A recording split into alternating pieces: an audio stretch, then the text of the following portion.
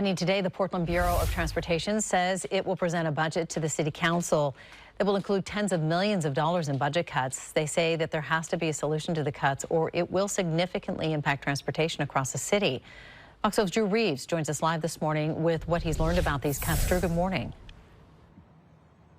Good morning. Yeah, that budget is going to be presented this morning during the City Council work session, and PBOT says that it could include up to $32 million in budget cuts. And they say that comes after just more than $20 million has been cut over the last 4 years. So PBOT says in addition to the cuts, by the end of the next fiscal year, they will have drawn down all $63 million in the department's reserves. They say that they have cut 60 full-time positions in the last 4 years, but this upcoming budget cut would lead to a significant amount of additional layoffs.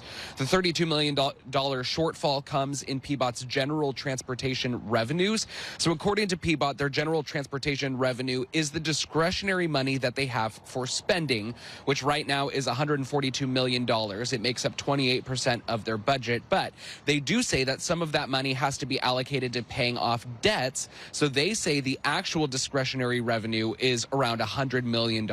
The department says the lack of money comes as they have seen historic drops in state highway funding and parking revenues.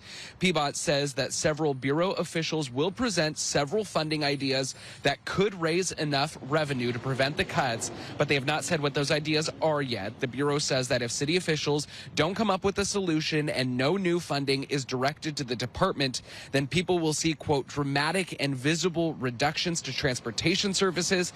They say it could slow down services and reduce their ability to invest in maintenance and safety beginning July 1st of next year. Now, we have reached out to members of City Council for comment, but we have not heard back from them. That City Council work session does begin at 9:30 this morning. We'll watch that and bring you any updates that come from that meeting. Reporting live in downtown Portland, Drew Reeves, Good Day, Oregon.